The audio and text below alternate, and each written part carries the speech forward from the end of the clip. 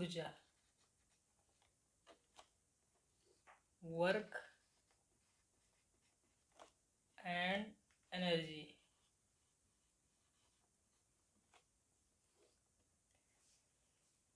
कार्य से संबंधित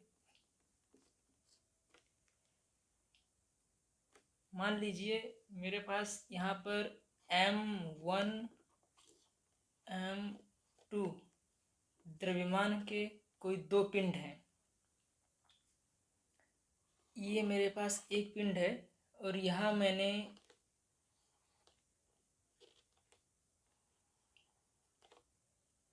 इस कार को 20 मीटर प्रति सेकंड की स्पीड से इस पिंड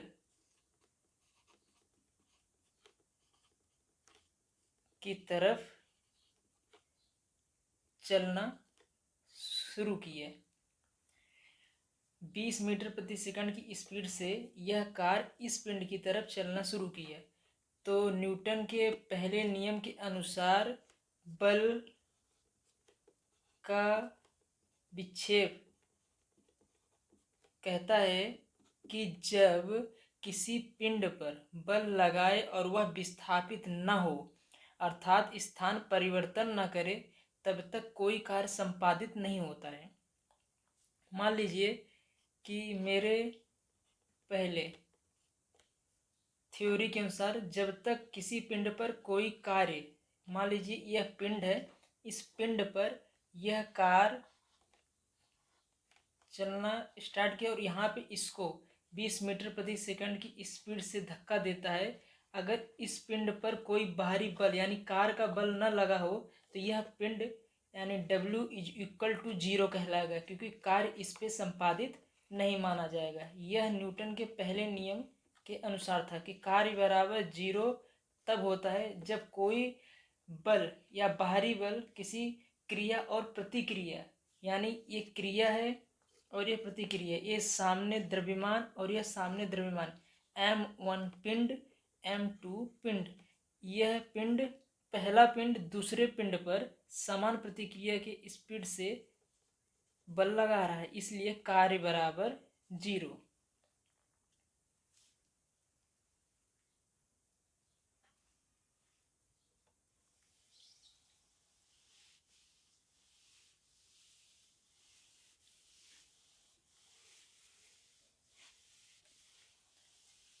कार्य और ऊर्जा में हमेशा बल और प्रतिक्रिया एक समान ही वर्क करते हैं। मान लीजिए फिर से मैंने पहला वही उदाहरण लिया कि यदि किसी पिंड पर, यदि किसी M1 पिंड और यहाँ मैंने M2 पिंड लिया, यदि किसी पिंड पर और यहाँ मैंने पिंड को दर्शाया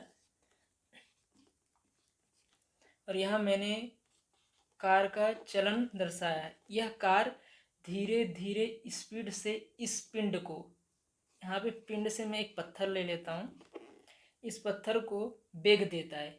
वेग जो था 20 मीटर प्रति सेकंड की स्पीड था। अगर कार के द्वारा बाहरी बल इस पत्थर पे लगा, इसलिए W बराबर 0 नहीं हो सकता, क्योंकि अगर यह कार इस पत्थर पर स्पीड दे रहा है तो W बराबर कुछ वेट या द्रव्यमान अवश्य होगा। यह न्यूटन के पहले नियम के अनुसार था।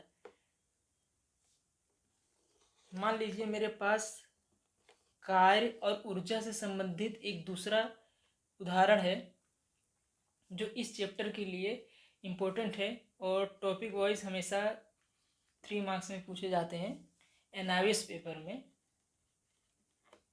मेरे पास दूसरा एग्जाम्पल, किसी पिंड पर बल लगा हो और वह विश्राम अवस्था में हो अथवा स्थिर वेग से गति कर रहा हो।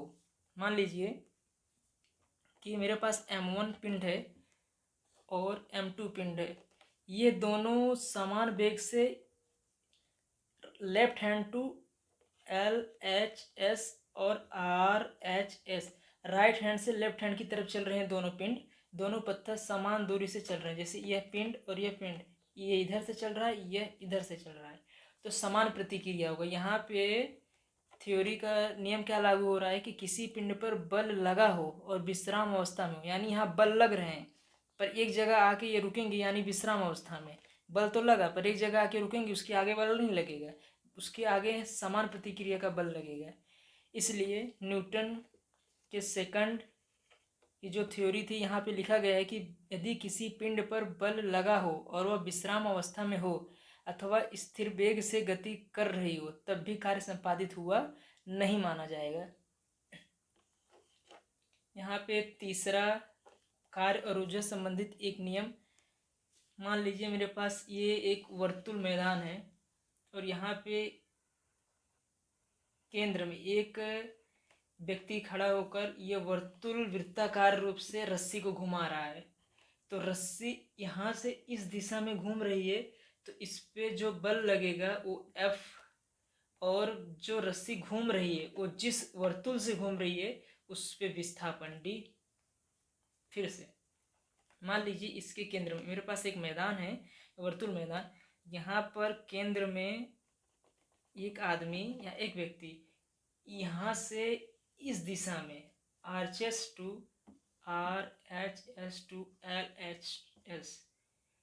F, यानी यहाँ से इस दिशा में वो धागे को राउंडिंग कर रहा है वर्तुलाकार में, तो वो दूरी जो चलेगा वहाँ पे विस्थापन कहलाएगा और यहाँ पे रस्सी पे लगने वाला जो एक त्वरण या घर्षण है वो बल कहलाएगा। यानी F इजकल टू यहाँ पे आएगा W is equal to F into T।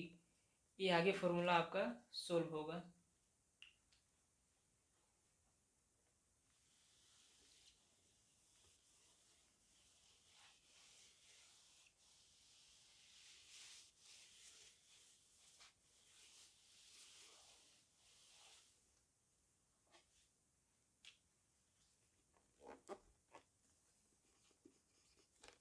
कार्य तथा एनर्जी यानी शक्ति, कार्य तथा बल से संबंधित मैंने 3 नियम आपको बताए भी। उन 3 नियम को यहाँ पे लागू करके हम सभी फॉर्मूले का गणना निकालेंगे, क्योंकि उनके बगैर गणना का अनुसार करना मुमकिन है। तो कार्य और बल तथा विस्थापन, कार्य तथा शक्ति और यानी विस्थापन, इन तीनों से संबंधित गणना जरूरी है।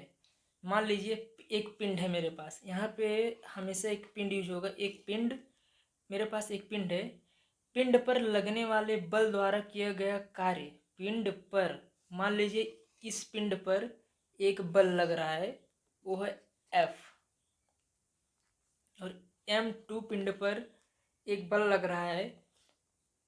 यहाँ पे चलिए कार्य ले लेते हैं, यहाँ मान लीजिए यहाँ पे कार्य हो रहा है तो M1 और M2 पे कार्य हो रहा है और M1 पर बल। तो बल और कार्य के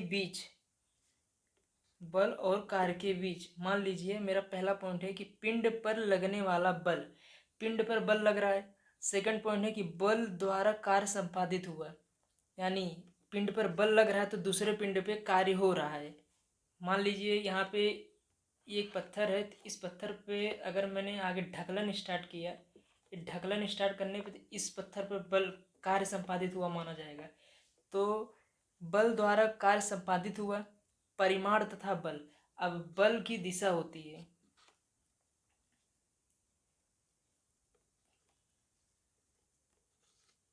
विस्थापन। पिछले में मैंने बताया कि विस्थापन अगर रस्सी द्वारा किसी घूर्णन हो रहा है तो वो विस्थापन है और बल कार्य संपादित हुआ माना जा रहा है। तो यहाँ पे F के ऊपर जो ए वेक्टर एरो दिया जाता है दिशा दर्शाने के लिए, ऐसा ये दिखाता है कि बल एक सही दिशा में चल रहा है, इसके लिए F के ऊपर ए वेक्टर का निशान यूज होता है। और विस्थापन D,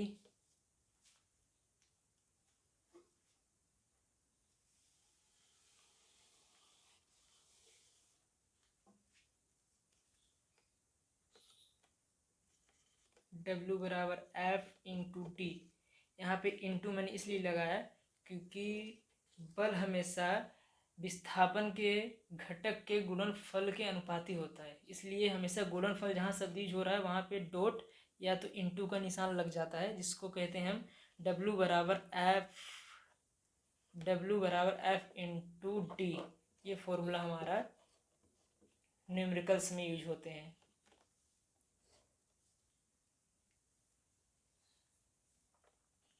W बराबर एफ इंटू डी।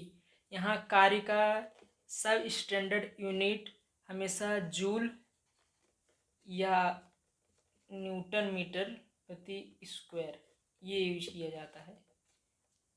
कार्य शक्ति और विस्थापन, कार्य शक्ति और विस्थापन में लिखने का जो थ्योरी गणना अनुसार है, इस अनुसार किया जाता है। हमें सबसे पहले उसमें 3 पॉइंट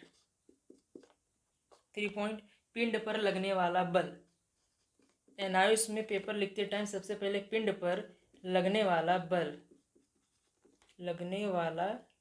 बल। सेकंड पॉइंट, बल द्वारा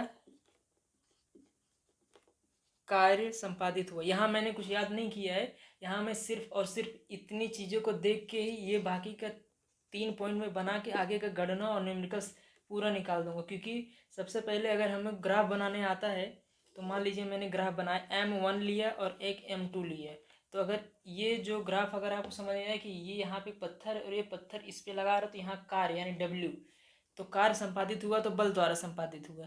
तो अगर बल है तो परिमाण है, परिमाण तथा बल, और बल है तो यहाँ विस्थापन और कार्य। तो W बराबर F इंटू डी। इंटू क्यों बताया मैंने अभी, क्योंकि इंटू है तो गुणनफल है, क्योंकि गुणनफल के अनुपात होता है। ये 12 साइंस फिजिक्स में आता है। और वहाँ पे जब एक फॉर्मूले यूज होते हैं, जैसे M vector T vector into D upon D T into X Y upon D T vector, और M T इन निट के सवाल में आते हैं, ऐसे आते हैं। तो ये चीज़ यहाँ से होता है कि हमें मालूम होना चाहिए कि द्रव्यमान समय इस प्रोपोर्शनल के D by D T into D by D T क्यों लिया है कि डी यहाँ पे डिस्टेंस नहीं लिया, डी विस्थापन लिया है, और समय के सापेक्ष विस्थापन, द्रव्यमान समय और समय के सापेक्ष विस्थापन लिया है। और विस्थापन हमेशा अकेले दिखाया गया है यहाँ पे। ये सवाल आता है ऐसा, क्योंकि अगर आपको ये करना है सवाल तो इसके बगैर नहीं हो सकता।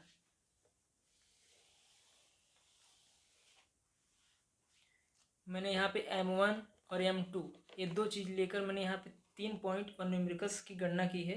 W बराबर F इंटू डी, W बराबर F इंटू डी, जहाँ पे मैंने 4th पॉइंट ऐसा यूज करके आप कार्य का सब स्टैंडर्ड ऐसा unit newton metre square, newton metre, और यहाँ पे सब स्टैंडर्ड जूल, कार्य को जूल, क्योंकि जूल साइंटिस्ट ने भी अपना योगदान इसमें दिया है।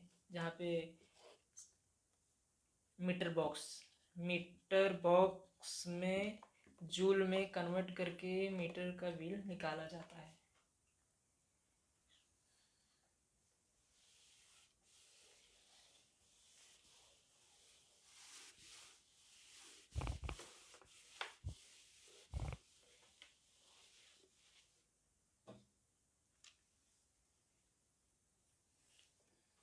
बल तथा विस्थापन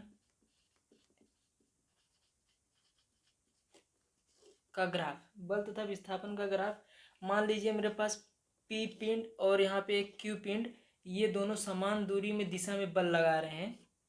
ये दोनों बल इस दिशा में लगा रहे हैं। यहाँ पे आप कुछ भी नाम ले सकते हैं, M1 M2 U1 U कुछ भी, U1 मत लीजिए, T1 कुछ भी ले सकते हैं। बल तथा विस्थापन ये पहला था, और सेकंड है, मान लीजिए मैंने ये इस दिशा में P और Q लंब भुजा पे समान दूरी में बल लगा रहा है। ये बल तथा विस्थापन को दर्शाने वाले 2 ग्राफ हैं जो आपको एग्जाम में पूछे जा सकते हैं। जैसे मान लीजिए M1, P की जगह M1 लिए मैंने, Q की जगह M2। अब इन दोनों पिंड के बीच में लगने वाले बल को किसी समय से दर्शा दिया, मान टी से, टी का मान दे दिया कुछ 1.0 और पिंड का मान दे दिया, तो आपको फॉर्मूला उस टाइम पे 1/2 mv की पावर 2 वाला आना चाहिए, काइनेटिक्स एनर्जी वाला। तो आप फॉर्मूला निकाल लेंगे।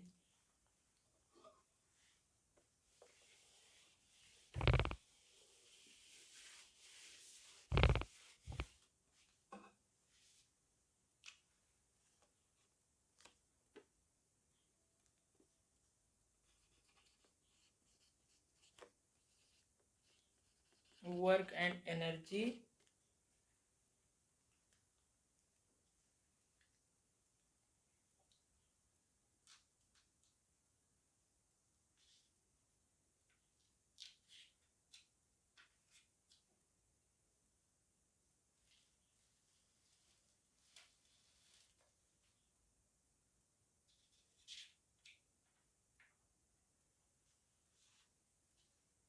Work and energy.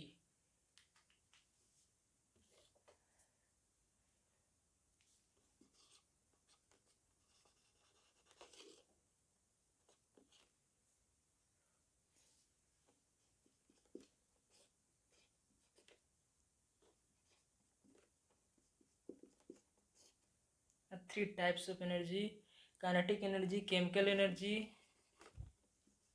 And potential energy. ये मेरे पास तीन तरह की एनर्जी है। इसमें से मुझे सबसे पहले यांत्रिक एनर्जी देखना है कि यांत्रिक एनर्जी में मान लीजिए मेरे पास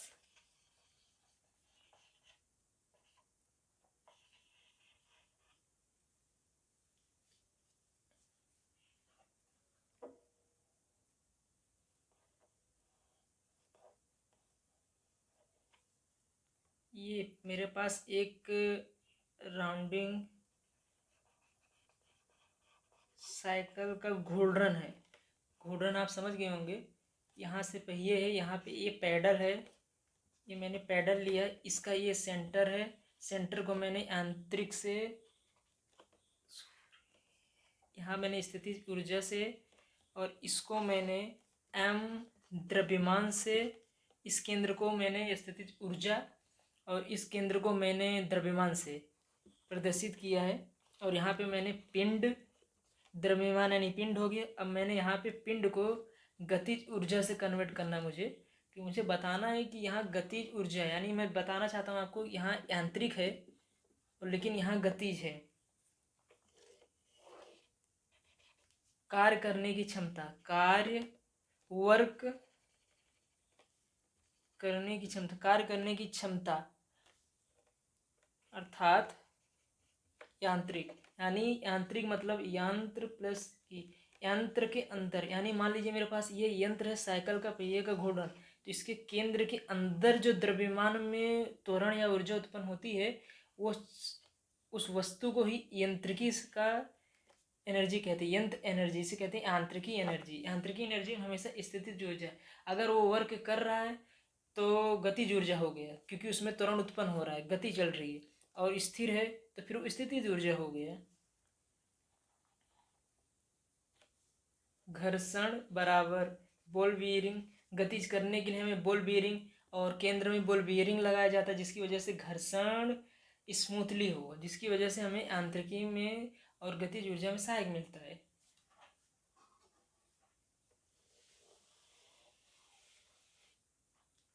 यांत्रिक ऊर्जा, मान लीजिए फिर से एक बार, मान लीजिए मेरे पास इस साइकिल का एक घूर्णन है और इस घूर्णन पर मैंने यहाँ से पैडल लगाना शुरू किया। जब साइकिल को हम पैडल लगाते हैं तो पैडल लगाने के बाद उसमें, पैडल लगाने से पहले स्थितिज ऊर्जा क्योंकि वो स्थिर है, अब पैडल लगाने के बाद वो द्रव्यमान, द्रव्यमान के बाद वो पिंड, और द्रव्यमान यानी जहाँ पिंड है वहाँ द्रव्यमान और जहाँ द्रव्यमान है वहाँ पिंड है। और यहाँ मैंने गतिज ऊर्जा क्योंकि पिंड में एक गति होती है, molecules E minus plus P plus,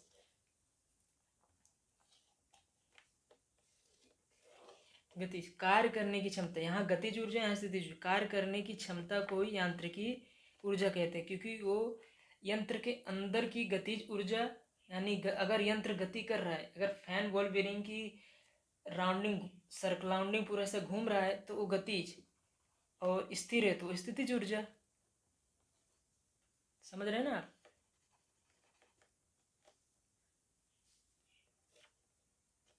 जहाँ पे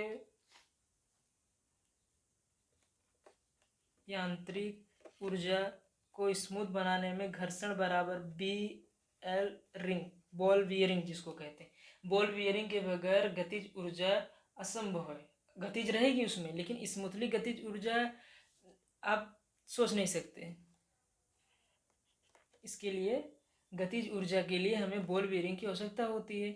और यांत्रिक ऊर्जा अर्थात क्या? कार्य करने की क्षमता ही यांत्रिक ऊर्जा होती है। और कार्य करने की क्षमता कहाँ से आएगी? गतिज और यहाँ स्थित ऊर्जा से। स्थितिज जब स्थिर है तब, और गतिज जब वो गति कर रहा है तब।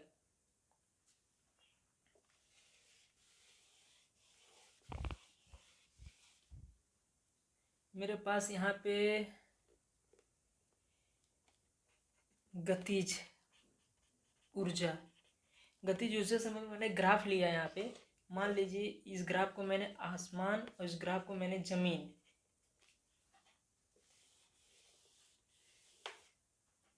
गतिज ऊर्जा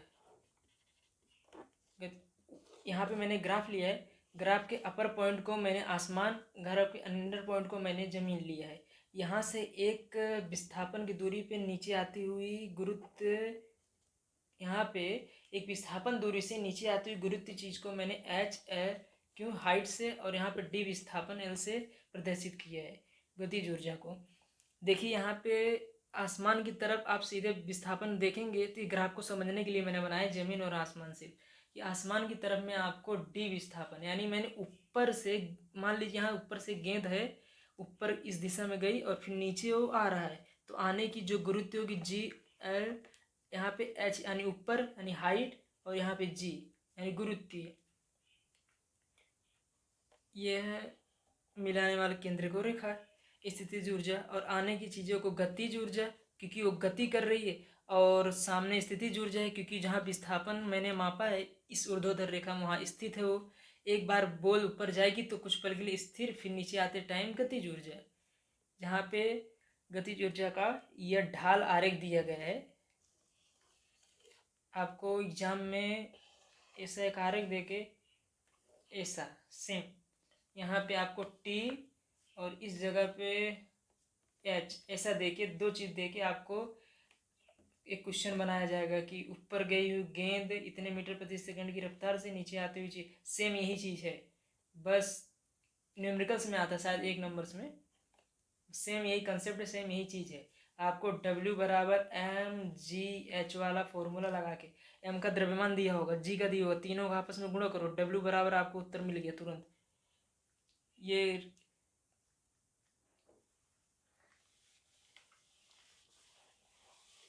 मैंने आपको विद्यार्थी मित्रों पहले ही बता दिया है कि मेरे इस YouTube चैनल में उतना ही प्लेलिस्ट में या फिर उतने ही चैप्टर में पढ़ाया जाएगा जितना सिर्फ एनआईओएस में आएगा, वो भी 100% आएगा, वो भी मोस्ट इम्पोर्टेंट, मोस्ट IMP।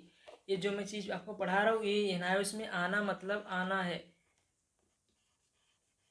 आना मतलब आना ही है। इसके अलावा आपको बाहर जो चीज़ आएगी वो MCQ में थोड़ा बहुत कंसेप्ट सेम वही रहेगा, क्योंकि आपका पेपर कंसेप्ट के बेस पे बनाया जाता है। आप कितना भी पढ़ लो, एनआईओएस में जल्दी कोई पास नहीं होता है, क्योंकि एनआईओएस में पढ़ने वाले पास नहीं होते हैं, सिर्फ कंसेप्ट लगाने वाले ही बच्चे पास होते हैं। मान लीजिए यहाँ पे अब मैंने गतिज ऊर्जा पढ़ा रहा था, गतिज ऊर्जा मैंने आपको ग्राफ बनाया, फिर से एक बार, ये विस्थापन, ये यहाँ पे एच और ये एल विस्थापन बनाया मैंने।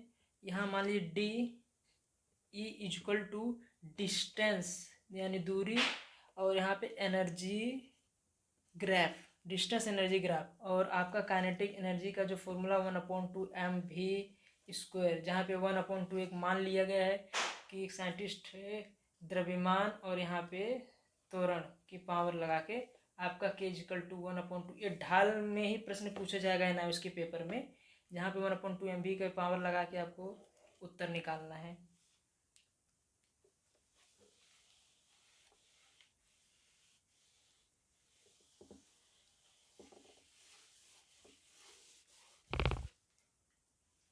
विद्यार्थी मित्रों, कार्य और ऊर्जा, कार्य और ऊर्जा में इस चैप्टर में इतना ही था कि वर्क एंड एनर्जी, मुझे बस इतना बता दूं, वर्क एनर्जी में मोस्ट IMP जो प्रश्न थे मैंने आपको पढ़ा दी। इसके अलावा बाकी सब चीज़ों में कहीं से कुछ भी नहीं पूछते, थोड़ा बहुत कंसेप्ट इधर उधर उठा के सेम वही कंसेप्ट रहेगा। जैसे मैंने आपको पहले भी बताया था कि y इजिकल टू 9.8 इंटू 10⁶ वाला, अगर आपने वो 5 वीडियो नहीं देखा है तो वो 5 वीडियो को बिना देखे इस वीडियो को देखने का कोई मतलब नहीं। सबसे पहले आप वह 5 मेरे प्लेलिस्ट वाली वीडियो देखिए तो आपको समझ में आ जाएगा कि y बराबर 9.8 इंटू 10⁻⁻6 को इन्होंने जेप्टा डायरेक्ट कहाँ से लाए, कैसे प्रश्न उठाते हैं, मैंने सब बताया है कि एनआईएस में पास होने के लिए प्रीवियस ईयर्स क्वेश्चन कर लेना ही अच्छी बात नहीं है। अच्छी बात है पर इतना अच्छी बात नहीं है, क्योंकि उसमें से सिर्फ पेपर कंसेप्ट वाइज पूछा जाता है। मान लीजिए यहाँ पे 10⁻⁻8 वाला क्वेश्चन पूछा है, ये आपको पता होना चाहिए, तो उसमें से कंसेप्ट लगाया नहीं पर आपका जेप्टा और एप्टा वाला क्वेश्चन कवर हो जाएगा। आज के लिए ही जहाँ मैंने आपको बता दिया है कि काइनेटिक एनर्जी फॉर्मूला कहाँ यूज होता है,